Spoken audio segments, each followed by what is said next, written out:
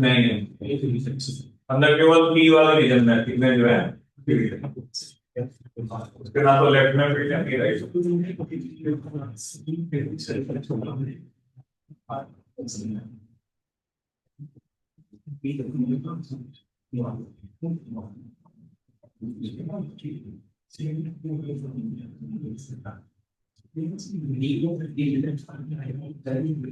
हाँ 95 का 92 फिटनेस दे दिया।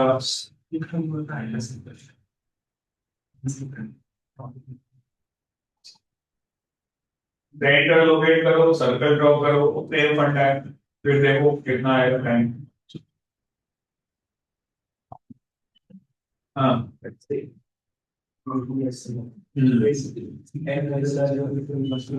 वहाँ पे रहने की जरूरत नहीं काम से एंगल में निकला फिर यहाँ बेंच नहीं करेगा प्रोजेक्टाइल नहीं है ना कोई फोर्स नहीं लग रहा तो स्ट्रेट है सिंपल। ग्रेविटी कौन सी क्या कर रहा है अच्छा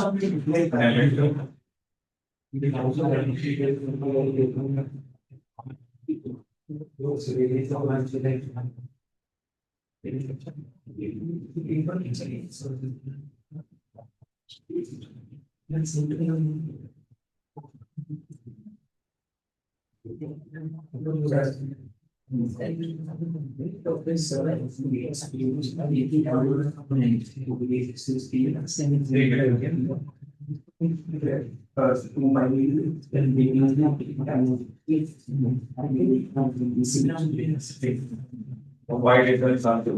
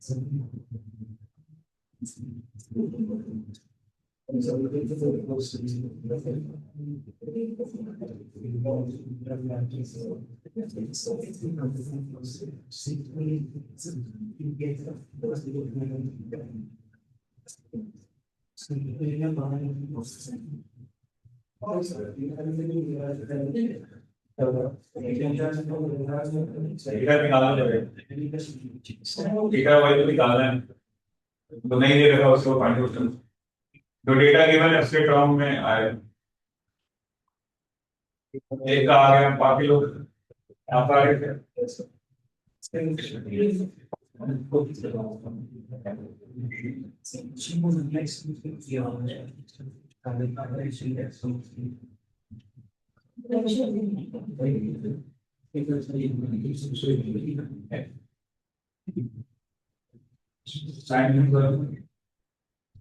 हाँ ठीक है डेटा ट्रेनिंग का एक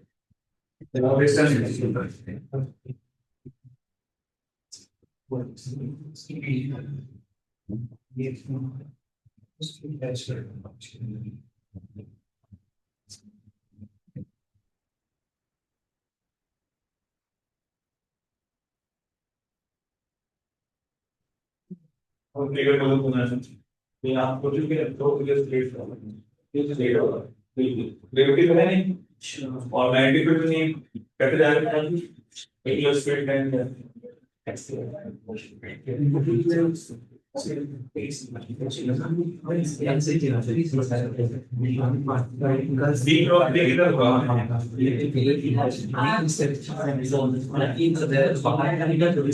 बाहर की तरफ नहीं है एकदम बी इधर है बी अंदर की तरफ ठीक है यहाँ सेंटर हो गया रेडियस हो गया तो लेकर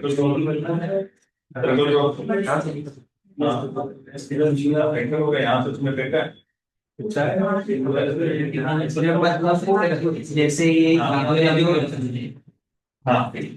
यहाँ पे जो सर्कल यहाँ से बनेगा तो मतलब यहाँ पे जब पहुंचे वो तो फिर सीधे निकल जाएगा क्योंकि इसमें वो देखो ना टी वो तब निकलता जब टी की वैल्यू एम बाई क्यू से ज्यादा होती है यहाँ जाने के लिए ये आर तुम्हारा क्या होना चाहिए ये तुम्हारा क्या होना चाहिए एम बाई क्यू भी हो गया ना हाँ लेकिन उससे तो कम पे ही है ना ये कम पे है यानी ये वाला क्वेश्चन करो जैसे ये ऐसा पूरा घूम के कब जाता जब इसका थिकनेस एम बाई क्यू ज्यादा होता है ना 10 अगर ये एम बाई क्यू 10 बराबर होता तो ये वाला लाइन पे टेन नहीं पड़ेगी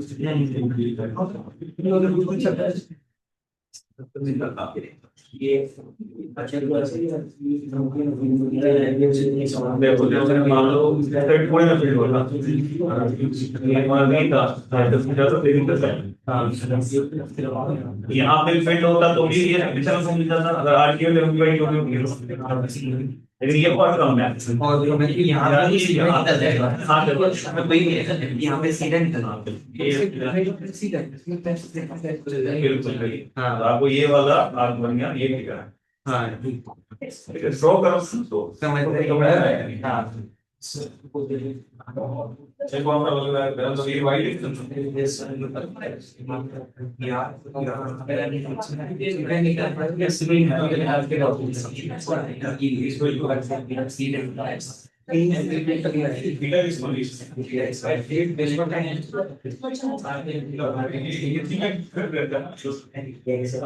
बड़े ठीक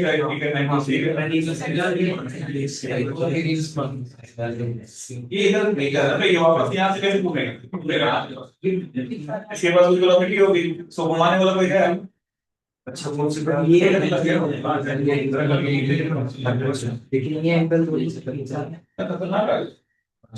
ठीक है कौन से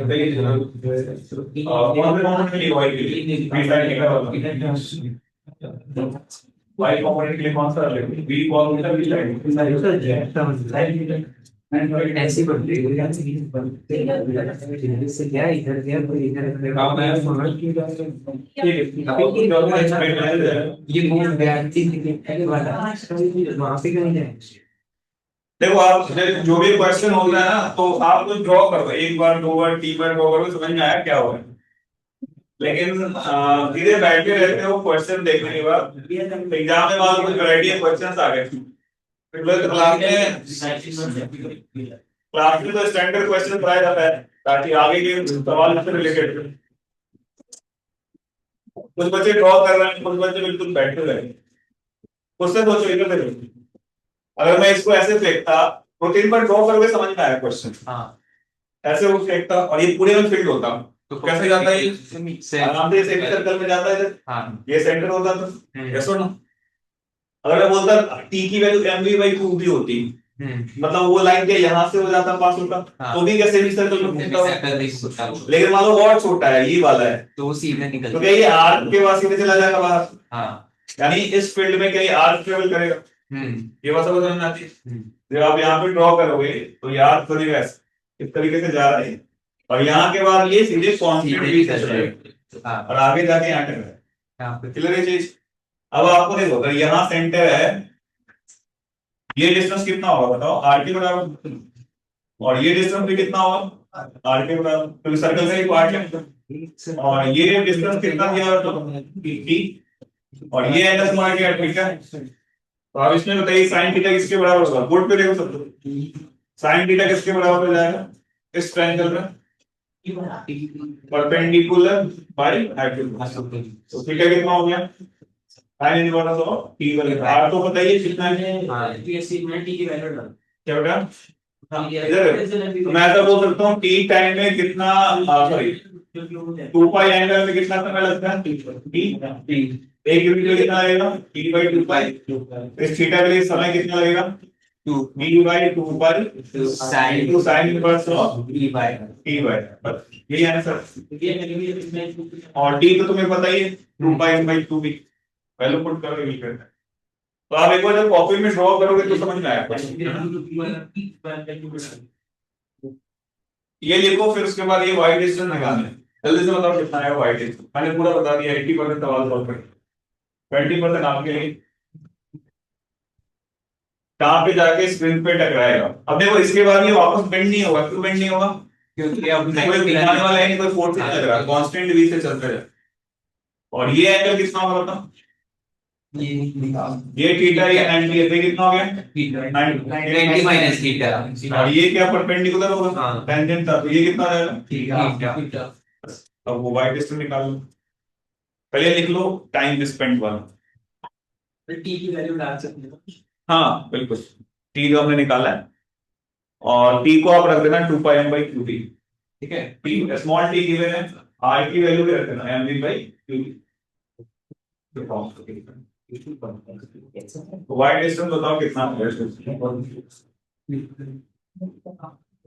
वाई डिस्टेंस कितना है?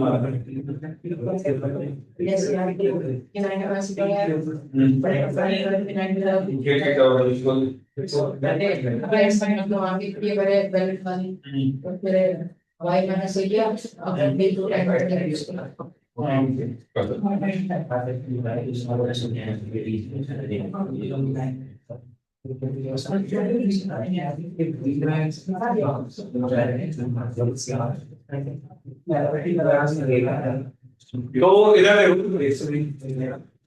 ये वाला डिस्टेंस कितना होगा निकाल सकते हो क्या? tan थीटा कितने बराबर होगा बताओ, y डैश बाई डी, हाँ y डैश कितना होगा ये टाइम तो रिक्वायर्ड डिस्टेंस है y में क्या ऐड करना पड़ेगा, y में ये वाला ऐड करना पड़ेगा, ये कितना है r minus r cos theta, तो आप इसको लिख सकते हो r 1 minus cos theta plus क्या ऐड हो जाएगा कैसा, और तुम्हें साइन थीटा पता है तो cos थीटा भी निकल जाएगा और tan थीटा भी निकल जाएगा, कैसा बस पुट द वैल्यू मिल गई। चलो क्या तुम यही आएगा, फिर आपका भी आ गया और किसी का मैथ बताओ, हमारा मैथ बस वाई में कैसे सॉल्व कर रहे थे, अप्रोच क्या था सर पहले जो सीधा वेलोसिटी में सोचा था ये बी, हाँ वो भी कंपोनेंट लिए थे ऐसे, हाँ कंपोनेंट लेंगे cos थीटा sin थीटा, तो रिस्पांसिबल कौन होगा y के लिए sin थीटा, फिर टाइम निकालना पड़ेगा।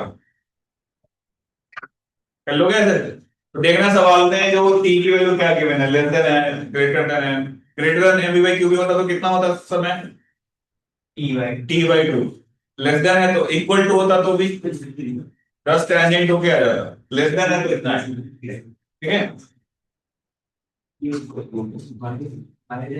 ये कौन सा वाला केस था, v क्या है b के परपेंडिकुलर, चलो वो आगे समझ में, अरे तुम लोग आया समझ में, पता ही चलता समझ में आ गया पक्का आ रहा है पीछे तुमको, तुम्हें ड्राइंग नहीं आती बार बार फंस जाते हो सर्कल बना तुम, हाँ पक्का आ गया।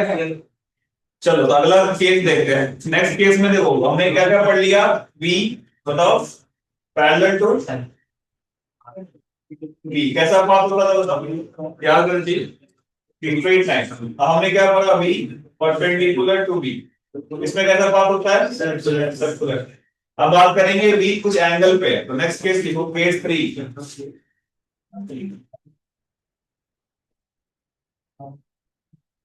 केस 3 लिखिए, v and v are as some angle, अरे मन में बात करो यार, आर एस सम एंगल। अब क्या होगा इधर देखो, ये मैग्नेटिक फील्ड है, और हम एंगल पे फेंक रहे हैं इस तरीके से v थीटा एंगल। ठीक है, अब क्या होगा, इस v के दो कंपोनेंट कर सकते हैं। x में कितना आएगा बताओ, v cos थीटा, y में कितना होगा, v sin थीटा। तो अब इधर देखो v sin थीटा और v में कितने का एंगल बन रहा है, 90। तो v sin थीटा की वजह से क्या सर्कल में घूमेगा, यस और v cos थीटा की वजह से आगे बढ़ेगा, सर्कल में घूम रहा है और आगे भी बढ़ रहा है। तो कैसा बनेगा वो, स्प्रिंग जैसा हेलिकल पाथ। कैसा होगा, हेलिकल पाथ। तो लिखो इस चीज को, इस केस में जो होगा path will be helical, just like spring. Helical path just like spring है। तो ड्रॉ करें तो कैसा दिखेगा, इस तरीके से। और इस वाले डिस्टेंस को क्या बोलते हैं, पिच बोलते हैं। स्प्रिंग में भी जो कॉरेस्पॉन्डिंग पोजीशन है वो क्या बोलेंगे, पिच। समझ में हेलिकल पाथ में हुआ, v sin थीटा क्या कर रहा था, सर्कल में घुमा रहा था, v cos थीटा क्या कर रहा था, आगे बढ़ा रहा था।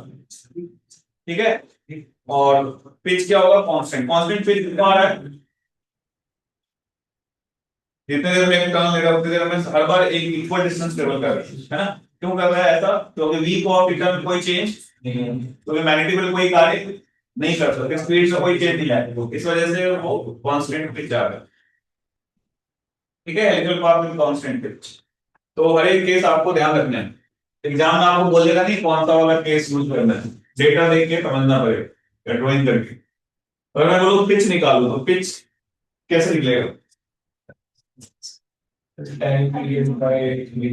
हाँ एक टाइम पीरियड में एक चक्कर लगाने में जितना आगे बढ़ा है इसमें वही है पिच। तो मैं बोल सकता हूँ v cos थीटा इंटू किससे मल्टीप्लाई कर दूं, टाइम पीरियड से। तो कितना हो जाएगा ये, v cos थीटा इंटू क्या हो जाएगा, 2 तो ये आपका रहेगा हेलिकल पाथ कांस्टेंट है। ठीक है,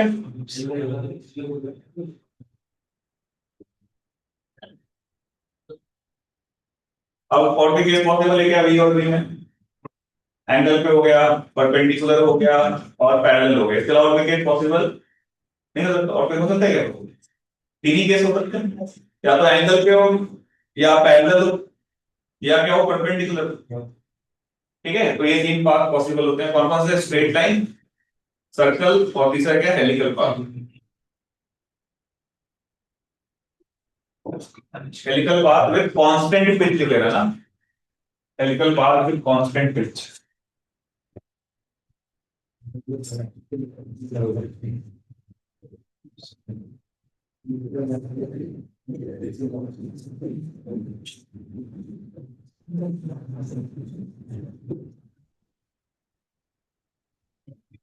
ठीक है, समझ में आ रहा है नहीं बात।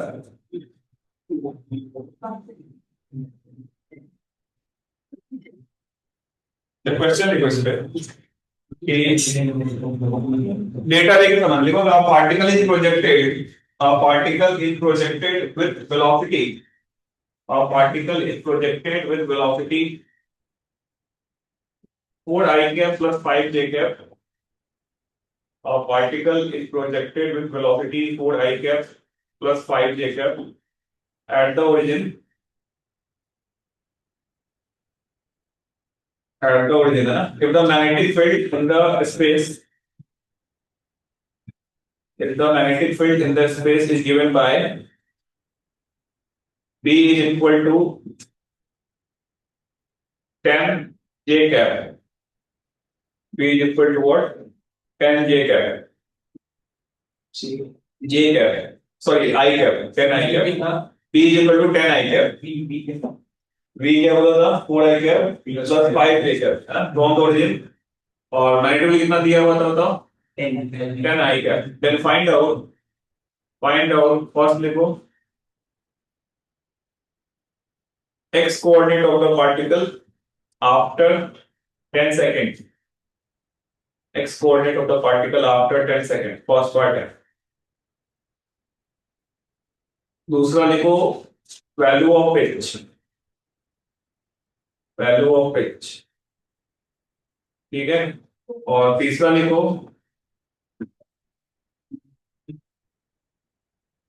Coordinate of the particle, coordinate of the particle after time t by 4, capital T by 4, coordinate of the particles after time t by 4, capital T by 4, where capital T is the time period of periodic motion, ठीक है। और charge की value लिख लो 1 coulomb, मास भी लिख लो 1 के, ठीक है। नाउ राइट दिस वन, मास 1 के, दोनों का 1 किलो।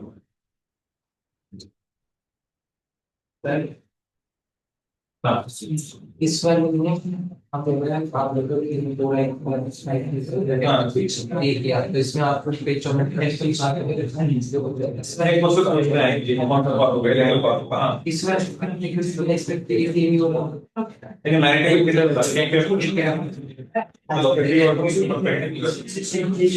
हमें तो क्या अगर प्लेन देखना पड़ेगा पीडी में, प्लेन देखोगे तब भी आएगा, ठीक है। जैसे पहले भी मैंने आइडिया प्लेन लिया था, लेकिन बी अनसाइड का प्लेन था, वो भी और भी में कितने एंगल बनता है 90 किलो, और इसमें कितना एंगल बनेगा, कुछ एंगल बनेगा, ठीक है।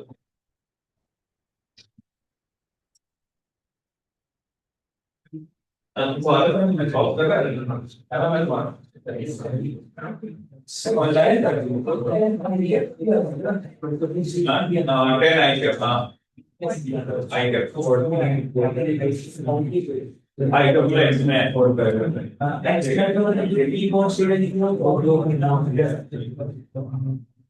तो ये नाम का डेटा के फॉर्म में होगा,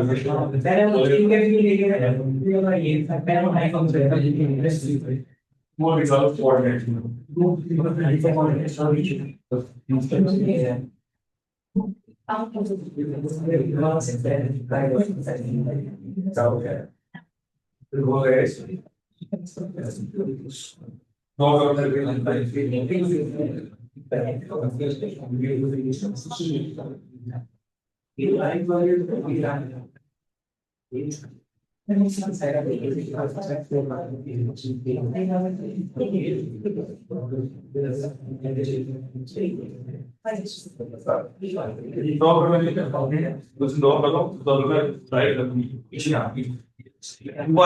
डिफरेंस है ना, तो डेटा देख के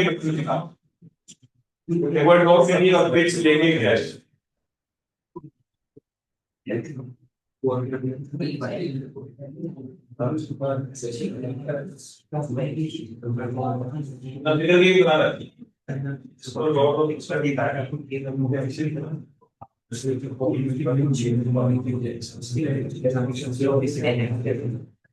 ऐसे जाएगा मेरी शक्तिमान बना दे तुमने फिर इसको ना जाएगा हेलिकल का मतलब ये कौन सीधा तो थोड़ी जा रहा है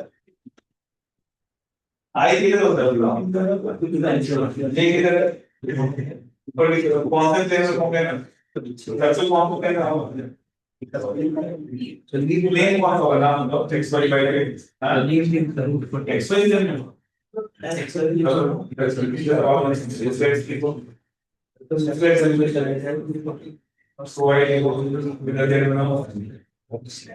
हाँ अब बताओ कौन से प्लेन का सर्कुलर मोशन होगा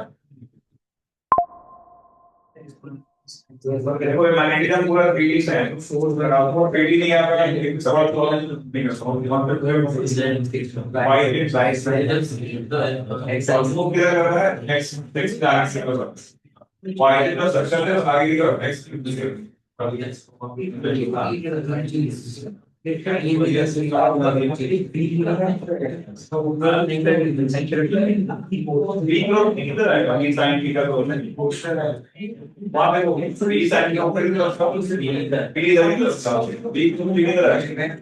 ये भी है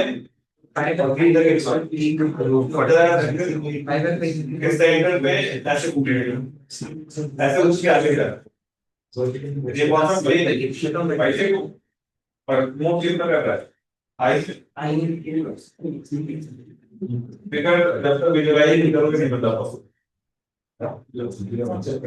सर्कल वाई जी कैसे होगा ना कोऑर्डिनेट आ गया बिल्कुल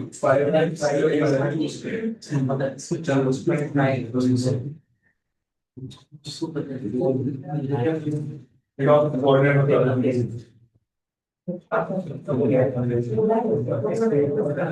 ये भी तो नेक्स्ट वाली ग्रीन भी है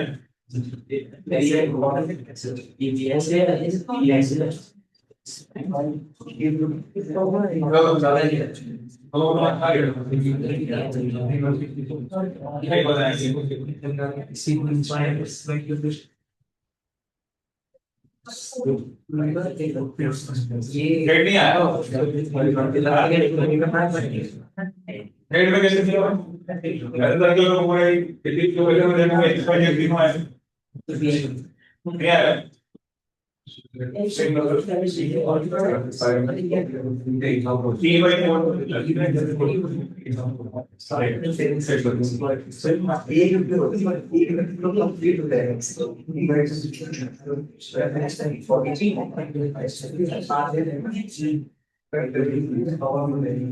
बाई फोर बोला था ना टी बाई एट कर लो दोनों कर लो टी बाई फोर और टी बाई एट दोनों कर लो जनरल पे निकाल टी बाई फोर पे अगर आ रहा है तो टी बाई एट पे भी निकाल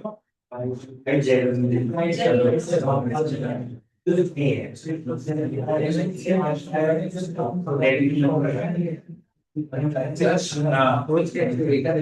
अपने दोस्त के लिए उसी रहे उसी का जो आगे लेकर आते हैं और फिर हम ऐसे को बोल रहे हैं कि भाई थोड़ा टाइम फिक्स हो जैसे कि उतना बैठे और से ये तो दिया ही है सीधा ऐसे करते हैं ट्राई टाइम को बिल्कुल स्पीक कर रहा हूं अब तुम्हें देख रहा है कौन से डिजाइन का सिलेक्ट कर रहा होगा और आई किसमें पढ़ रहा है एक्स में एक्स वाई जेड तीनों कोऑर्डिनेट और फोर लोग इधर से निकाले क्रॉस साइन एक्स निकालना आसान है वाई जेड की बात करो ऐसे कर्ल कैसे करेगा हां एक्स कोऑर्डिनेट तो तेरा टाइम हो गई है हां टाइम में एक सर्कल का एक्स वाई 1 4 को करते हैं एक तीन में पूरा कंप्लीट होता है वो ऐसे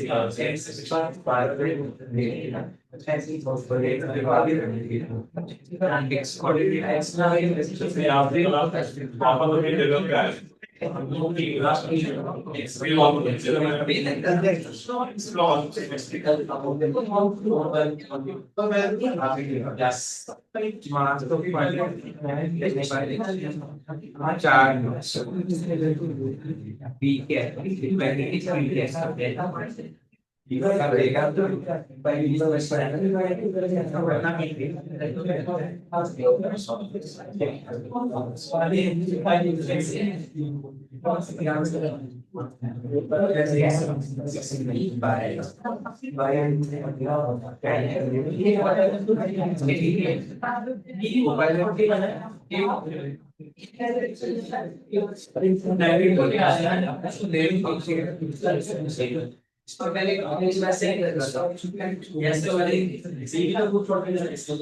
किसी का कोऑर्डिनेट एक्स वाई जेड आ गए तीनों आ गए X Y Z coordinate Y में कितना है माइनस वाई स्क्वायर में 16 ये याद रखें किसी और माइनस कितना है तो z कोऑर्डिनेट फाइव बाई करें कोऑर्डिनेट का एक्स वाई जेड बात टी बाई तो टी बाई 4 में तीनों आ रहा था तो क्या क्या आया तुम्हारा टी बाई 4 पे पाई बाई 5 ठीक है और फिर क्या था पाई स्क्वायर बाई 16 चेक करते हैं रेड और चेक करते हैं टी बाई 4 का z है साइन टी बाई 8 का है इसी ना ऐसे है शायद नहीं हमें आ रही है चलो यहाँ देखते हैं मैं बहुत कर लूंगा ना बैंक में जा रही है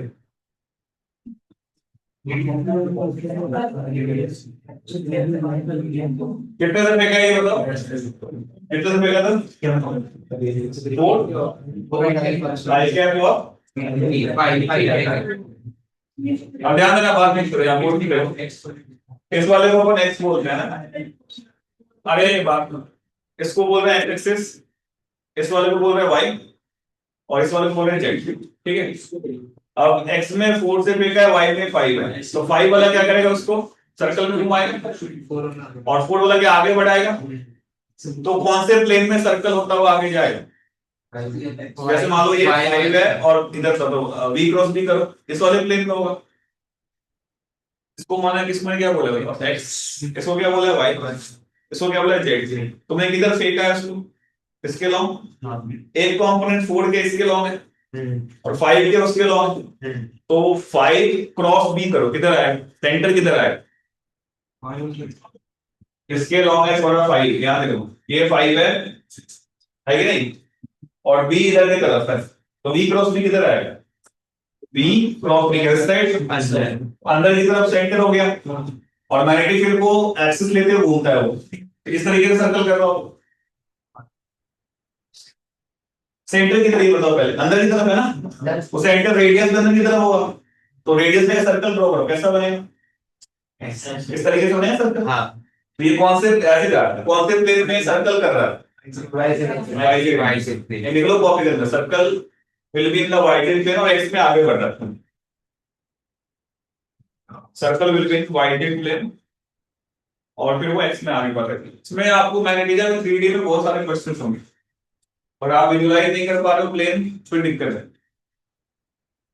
अब फर्स्ट पार्ट में क्या निकालना था बताओ, एक्स कोऑर्डिनेट, उसके लिए तो आसान है, एक्स के लिए तो ये चीजें फोर्स रिस्पॉन्सिबल होगा, तो एक्स कोऑर्डिनेट कितने समय बाद बोला होगा, 10 सेकंड्स, तो ये तो 4 और 10 से मल्टीप्लाई करो 40 कितना आ जाएगा, 40 मीटर, ये सबका आ गया होगा। यस सर, ब्रैकेट में क्या बोला था, वैल्यू ऑफ पिच बताओ, पिच भी आसान है, ये सीधे तुम्हारा 4, पिच के लिए कौन रिस्पॉन्सिबल था, वी कॉस थीटा, 4 इनटू क्या टाइम पीरियड, टाइम पीरियड कितना आएगा, 2 पाई m1 बोला था ना, u भी 1 था और v कितना दिया था 10, तो ये कितना आ जाएगा 4 पाई बाई,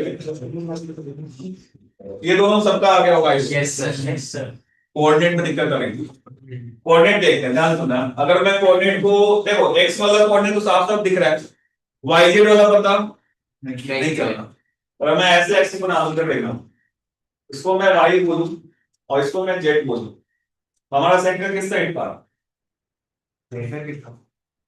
ये पॉजिटिव y, ये पॉजिटिव z, हमारा सेंटर किस साइड है, नेगेटिव z की तरफ अंदर है ना, ये तुम्हारा सेंटर था, और ये कैसे सर्कल में करेंगे, कैसे ना, और ये कांस्टेंट ओमेगा से घूम रहा है, तो इसका जो ये सर्कुलर मोशन हो रहा होगा y जी खुल के ओमेगा t बनाएगा डिफरेंट टाइम की, तो ये समझ में आया ऐसा होगा। कौन से प्लेन में हो रहा है, yz, अभी बताया yz में ऐसे घूम रहा है और आगे बढ़ रहा है, ऐसे ऐसे घूम रहा है और मेरी तरफ आ रहा है कि नहीं। अब बताओ कितने समय बाद बोला तो तुम्हें निकालो, t/4 पे, तो t/4 पे अगर मैं बोलूं, जैसे आपने यहाँ नहीं पूछ किया, तो t/4 पे कहाँ पे होगा, ओमेगा, ओमेगा क्या होता है बताओ, 2 पाई, और ये तुम्हारा t/4 कितना हो गया, y/2 का मतलब क्या, ये यहाँ पे होगा, तो ये सर्कल में घूम रहा है, तो y/2 ये एंगल होना है बेटा, तो y कोऑर्डिनेट क्या r के बराबर ही होगा, अरे यस नो, और z कोऑर्डिनेट क्या -r के बराबर होगा, ये सर्कल है और ये ओमेगा t से घूम रहा है, तो y/2 में कितना एंगल ट्रेवल करेगा बताओ, यहाँ आ गया ना, तो यही तो होगा इसका y कोऑर्डिनेट, उस साइड देख रहे सर्कल में, और z कोऑर्डिनेट क्या होगा तुम्हारा इधर -r, तो आप जब लिखोगे x कोऑर्डिनेट कितना आएगा पहले ये बताओ, x कोऑर्डिनेट कितना आएगा बताओ, x कितना था 4 इनटू टाइम पीरियड कितना था, कितना निकला टाइम की वैल्यू 2 m/3 था ना, ये तो कट गया, और b कितना था 10 था, 5/5, तो 4 इनटू 5/5, x कोऑर्डिनेट क्या मिल गया बताओ 4 पाई, y कोऑर्डिनेट क्या होगा r के बराबर है, तो r कितना होगा mv/qb, अब जब mv/qb लिखोगे तो v कौन सा लेना है, कौन सा वाला v लेना है? y v sin थीटा वाला। तो मास कितना था 1, चार्ज कितना था 1, और v कितना था बताओ 5, और b कितना था तुम्हारा 10। कितना आएगा ये 1/2 आया ना। और z कोऑर्डिनेट कितना होगा तुम्हारा -1/2, यानी फाइनल कोऑर्डिनेट क्या क्या मिलेंगे 4 5/5, फिर क्या मिलेगा 1/2, फिर क्या मिलेगा -1/2। किसी का मैच हुआ था क्या? एक बार देख लो फिर मैं वापस बता, पहली बार में नहीं समझ पाओ। सर आपने पावर 5 से डिजाइन किया क्या बेटा? T/4 है ना, तो आपने पावर 4 से डिजाइन 5/4 से कम है तो पावर 5 से। अरे तो सर्कल में घूम रहा है, कांस्टेंट ओमेगा से घूम रहा है, तो टी टाइम कितना एंगल ट्रेवल करेगा ओमेगा टी। ओमेगा कितना होता है 2π/कैपिटल टी, और टाइम कितने बाद बोला है मैंने t/4, तो 2π/4 हो गया, यानी π/2, यानी yz प्लेन में t/4 में कितना एंगल ट्रेवल करेगा π/2। π/2 करेगा तो क्या बिल्कुल टॉप पे होगा, तो y कोऑर्डिनेट r के बराबर होगा और z कोऑर्डिनेट -r के बराबर। बात समझ आई? एक्स कोऑर्डिनेट कैसे आएगा इसमें? क्या क्या क्या एक्स कोऑर्डिनेट से आपने टी एक्स कोऑर्डिनेट के लिए देखो तीनों कोऑर्डिनेट आपस में इंडिपेंडेंट होते हैं बेटा। तो देखो सर्कल में ऐसे घूम रहा है और साथ में आगे भी चल रहा है, एक्स के लिए कौन रिस्पॉन्सिबल है? एक्स के लिए cos वाला रिस्पॉन्सिबल है v cos थीटा। तो एक्स में तुम्हारा क्या 4 था, 4 है, और टाइम हमें पता है t/4, एक्स में कितना चलेगा 4 into टाइम, तो ये कोई एक्सेलरेशन तो है नहीं, तो 4 into टाइम कितना था तुम्हारा t/4, t/4 ही था ना। सर आपने आपने क्या करा? टी से मल्टीप्लाई एक्स की बात कर रहे हो क्या? अच्छा वहां एक्स में कुछ मिस्टेक हुआ है क्या? एक्स में हमने क्या लिखा है 4 into टाइम कितना बोला था t/4 था ना, t की वैल्यू कितनी है? 5/5 इसकी वैल्यू थी 5/20 होगी। हाँ तो ये 5/20 ठीक है, 5/20 था ना, t 5/20 था, यस सर तो कितना आ जाएगा सॉल्व करके 5/5, ठीक है 5/5 लिख। बाकी y के समझना है 1/2 -1, वो x में कोई किसको दिक्कत है? x में क्या करना है v cos theta into tan। y और z ध्यान से देखो, इसमें कोई दिक्कत है बताओ? y z में सर्कल पे घूम रहा है कांस्टेंट ओमेगा। हाँ क्या कुछ मतलब एक्सिस समझ में आ रहा है y और z, प्लेन कौन से प्लेन में सर्कुलर कर रहा था y z पे, तो जब मैं वो सेंटर पे देखूंगा तो y आ रहा है और z भी माइनस आ रहा है। ऑनेस्टली किन लोगों को समझ में आ गया y z वाला? किसको नहीं आया बताओ, वापस बता दो। तुमको नहीं आया कोई दिक्कत नहीं, ये समझ में आया x y एक्सिस समझ में आ रहा है, ये x था ये क्या था y था, और ये बाहर की तरफ z है पॉजिटिव, माइनस z किधर होगा रूम के बाहर? सर्कल कौन से प्लेन में घूम रहा है? उस साइड वाले सर्कल पे जाएगा, सर्कुलर yz प्लेन में करता हुआ आगे जा रहा है, तो हमने yz प्लेन में सर्कल को ड्रॉ कर दिया। अब सर्कल या कांस्टेंट ओमेगा पे होगा, तो ओमेगा चेंज हो नहीं रहा, तो t टाइम में यूनिफॉर्म सर्कुलर मोशन में कितना घूम जाएगा angle omega T 2/4। Omega T घूम होता है, ओमेगा की वैल्यू कितनी होती है कितने समय बाद पूछा है t/2, कितना समय कितना एंगल हो गया 5/2, यानी कितना एंगल ट्रेवल किया 90 पे ट्रेवल करेगा, तो y कोऑर्डिनेट क्या दिख रहा है तुम्हें r, और z क्या दिख रहा है -r, 1/2 -1/2। यस और नो? नेक्स्ट वाला करो, अगला में क्या बोला था t/8 पे निकाल जल्दी से, t/8 पे कैलकुलेट करें खुद से।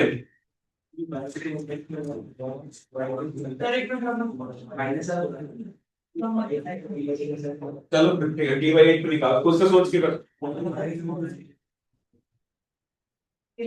अगर समझ में आ गया तो बता दो, नहीं आया तो फिर फंसोगे।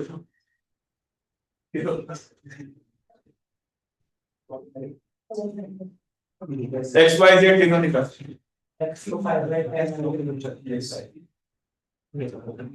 रीडिंग में थोड़ा सा आपको दिक्कत आ गई समझने में ना,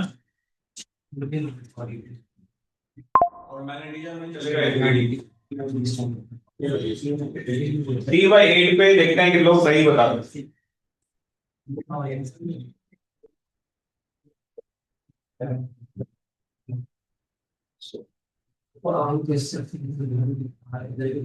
टाइम लो लेकिन सही बताओ ताकि मुझे लगे कि मैं समझ में आ गई। 5/10 0 हुआ, ठीक 0 -1 चेक कर,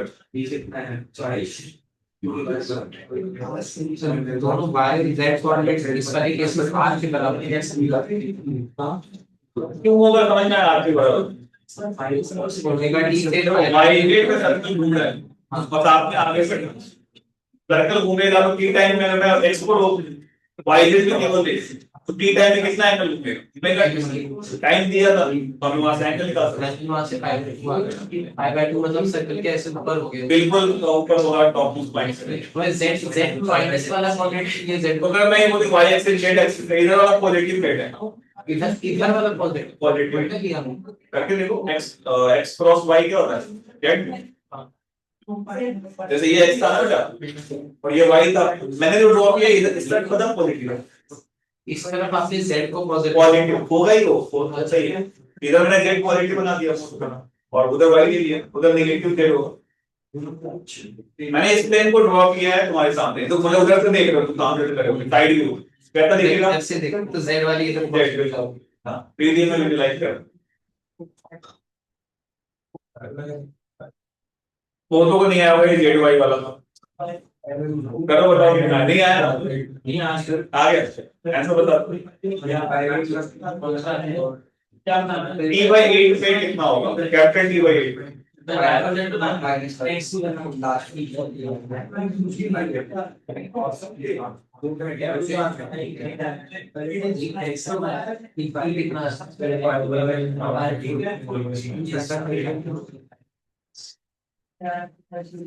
कोऑर्डिनेट वाले सवाल एग्जाम में आ सकते हैं तो आप इसको ध्यान से सॉल्व करो कंफ्यूजन है तो पूछ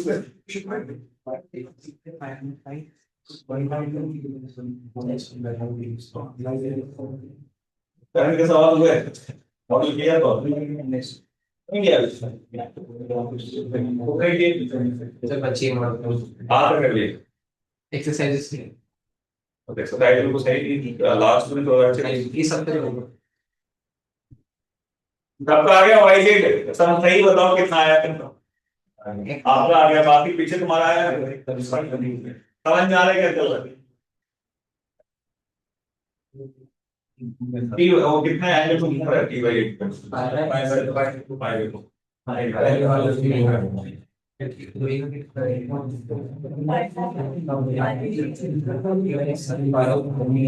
सब लोग बता दो जल्दी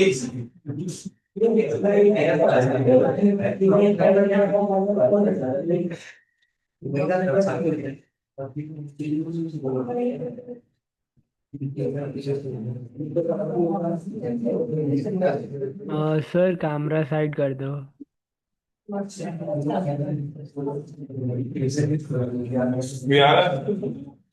तुम लोग का नहीं आया केवल एक्स है एक्स सबसे आसान वाला वाई जेड वाला नहीं आया बोरिंग क्या इसमें मुश्किल क्या है मतलब समझ नहीं आ रहा चलो यहाँ देखते हैं तुम ही बताओ ताकि समझ में आ जाए एक्स तो आ गया होगा एक्स में क्या करेंगे बताओ पहले तो b इनटू b क्या होता टाइम पीरियड कितना था टाइम पे t/8 बोला t by 8 होगा और टाइम पीरियड 5/5 तो 5/40 तो t by 5 मतलब 5/40 5/10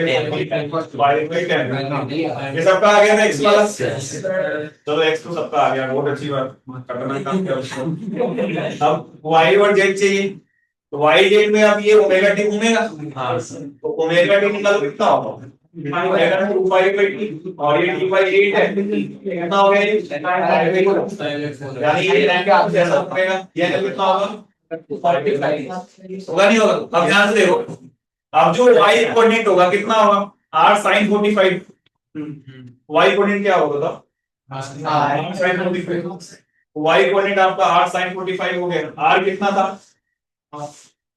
m v sin theta by Q B m कितना था बताओ 1 v sin थीटा कितना था 5 चार्ज कितना था 1 और v की वैल्यू कितनी थी 10 था ना टाइम 45 कितना हो गया 1/2 कितना है सॉल्व करके 1/2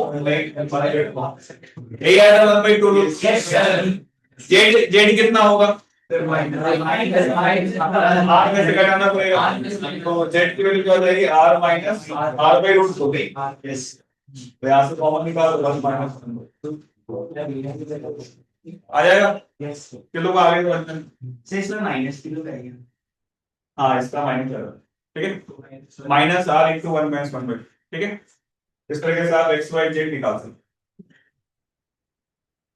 टाइम बचा है 15 मिनट है, पूरा पढ़ाऊंगा मैं। सबसे पहले स्टार्टिंग में कितने खुद से पूरा वैल्यू बता दिया, निकाल दे रहे कुछ बिना कुछ आपका आया पूरा डाउट पूछे थे बीच में एक्स वाई समझ आएगा अरे समझ गए खुद से सॉल्व कर लिया था ये बात अच्छी बात है।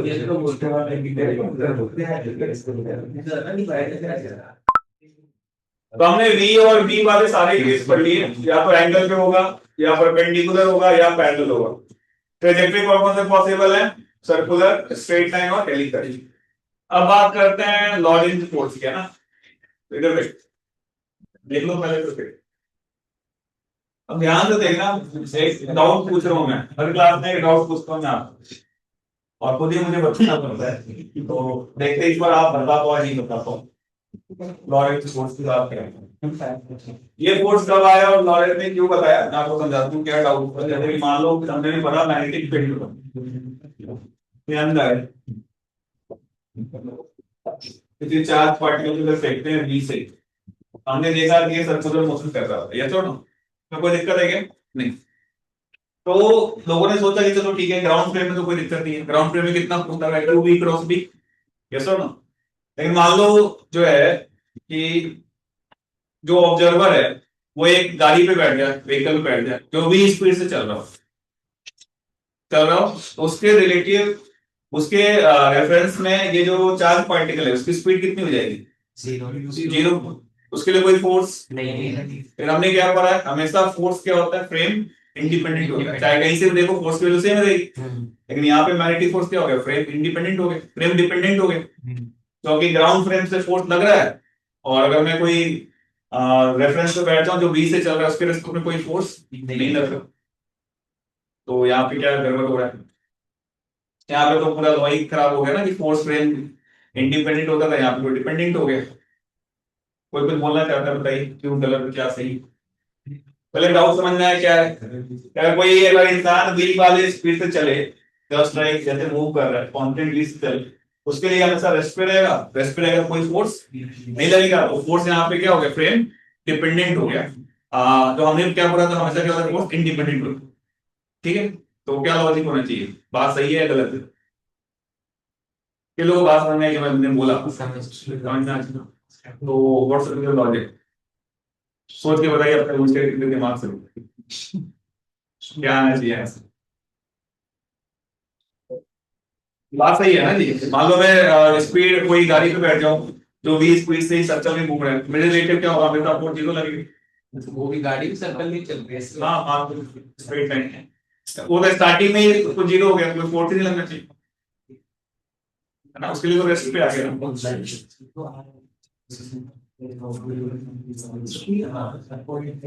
सर उसके लिए तो वो एक सर्कल में तो घूमेगा ही। किसके लिए, ऑब्जर्वर की सर्कल में तो ऑब्जर्वर के लिए घूमे ना घूमे लेकिन फोर्स तो जीरो लग रहा है, और सर्कल में घूमने के लिए कोई ना कोई फोर्स चाहिए। सर्कल कैसा मोशन होता है बताओ, चाहे यूनिफॉर्म या नॉन यूनिफॉर्म, एक्सीलरेटेड होता है, हर जगह पे वेलोसिटी का डायरेक्शन चेंज हो रहा है, बिना फोर्स के सर्कल में घूमना पॉसिबल नहीं है। चाहे वो ग्रेविटेशनल फोर्स हो, टेंशन फोर्स हो, इलेक्ट्रो फोर्स हो, कोई ना कोई फोर्स होना चाहिए। लेकिन यहाँ पे जो ऑब्जर्वर है उसके लिए कोई फोर्स ही नहीं लग रहा, तो सर्कल में घूम कैसे लगा, डाउट समझ में आया। लेकिन ग्राउंड फ्रेम में कोई दिक्कत, ग्राउंड फ्रेम में तो फोर्स लग रहा है, सर्कल में घूम रहा है, तो यहाँ पे कंफ्यूजन है। और हमने यहाँ पे क्या बोला था, फोर्स क्या होते हैं, कहीं भी से देखो फ्रेम इंडिपेंडेंट होगा, फोर्स की वैल्यू फिक्स होती है। वैसे ग्राउंड फ्रेम से देखो तो मैग्नेटिक फील्ड हाँ फोर्स लग रहा है क्यों, भी क्योंकि विच स्पीड होगी ग्राउंड फ्रेम से, जैसे तुम देख रहे हो तो दिखेगा चलता हुआ, लेकिन तो v से चलोगे तो रेस्ट पे नजर आएगा ना, रेस्ट पे नजर आएगा तो मैग्नेटिक फोर्स तो जीरो हो गया, जीरो हो गया तो फिर यहाँ पे गड़बड़ हो गया ना, फ्रेम पे चेंज हो रहा है। देखो यहाँ पे क्या लॉजिक है, तुम तो बताओगे नहीं, मुझे बताना पड़ेगा। तो यहाँ पे लॉजिक ये है कि देखो ये मैग्नेटिक फोर्स भले ही फ्रेम डिपेंडेंट है, यस और नो, लेकिन रियल में क्या होता है, जो भी यूनिवर्स में फील्ड होती है अकेले मैग्नेटिक फील्ड एग्जिस्ट हमेशा क्या होता है, साथ में इलेक्ट्रिक फील्ड। भले ही उस ऑब्जर्वर के लिए मैग्नेटिक फोर्स फील्ड नहीं लगा रहा फोर्स, लेकिन उसके लिए क्या मैग्नेटिक फील्ड पीछे जा रही होगी, मूविंग मैग्नेटिक फील्ड होगी, और मूविंग मैग्नेटिक क्या प्रोड्यूस कर रही होगी, इलेक्ट्रिक फील्ड, और इलेक्ट्रिक फील्ड की वजह से क्या लग रहा होगा, फोर्स, और इसका मैग्नीट्यूड क्या होगा, दोनों के बराबर होगा, सेम होगा। तो इस चीज इस कंफ्यूजन को समझ में आया मैं क्या बोला। ऑब्जर्वर के लिए वही रेस्ट पे है, लेकिन उसके लिए फील्ड कैसे नजर आएगी, पीछे जाते मूविंग फील्ड हो गई। मूविंग फील्ड क्या प्रोड्यूस करेगा, इलेक्ट्रिक फील्ड इस पे फोर्स करेगा, और वो फोर्स की वैल्यू क्या होगी, जो आपकी वीवी के बराबर है। क्लियर है ये चीज। तो इस चीज को सिंपलीफाई करेंगे। लॉरेंज ने बोला कि देखो स्पेस में दोनों फील्ड एग्जिस्ट करता है, इसको कौन सा फील्ड बोलते हैं, इलेक्ट्रो मैग्नेटिक फील्ड होता है। और जो फोर्स लगता है उसकी वैल्यू ये होती है Q times E vector plus क्या होता है V क्रॉस V। मान लो जो ऑब्जर्वर की बात कर रहा था उसमें कौन सा फोर्स एक्टिव हो जाए, कौन सा जीरो हो जाए, कौन सा कॉम्प्लीमेंट, ये वाला जीरो हो जाएगा, ये एक्टिव हो जाएगा, है ना। देख लो इस चीज को, लॉरेंज फोर्स जो होता है वो सेम इंडिपेंडेंट होता है। फिर जो हमने जो भी पढ़ा था वो काम क्या गया, पहले किसमें पहले मूवी हम इसमें इलेक्ट्रिकल नजर नहीं आ रहा है ही नहीं स्पेस में। और आपको ऐसे भी नहीं फील होगा नहीं, जब ऑब्जर्वर के लिए जो फ्रेम पे बैठ के चल रहा है उसके लिए V क्रॉस V तो जीरो हो गया, लेकिन V पीछे की तरफ जा रहा है, इसकी वजह से वहां पे इलेक्ट्रिकल जनरेट होगी और उसकी वजह से वो फोर्स लगेगी। तभी दोनों फोर्स बराबर ही ऑब्जर्वर के देखने ना देखने थोड़ी जनरेट होती है, ऐसा नहीं होता। क्या क्या क्या ऑब्जर्वर देख रहा है इसलिए थोड़ी यार फोर्स क्या होता है, QV। हाँ V क्या है, वेलोसिटी वेलोसिटी किस पे डिपेंड करता है, फ्रेम पे। अगर मैं यहाँ पे तुम्हारे लिए मैं रेस्ट पे हूँ, तुम बाइक से मूव करो तो मैं कैसा दिखूंगा, चलता हुआ। तो फोर्स का फॉर्मूला क्या है, QV। तो तुम अगर बाइक से चल रहे हो तो मैं चलता हुआ दिखूंगा V से, तो तुम्हारे लिए मेरे को फोर्स करना चाहिए। मैग्नेटिक फोर्स का डेफिनेशन क्या है, QV क्रॉस V।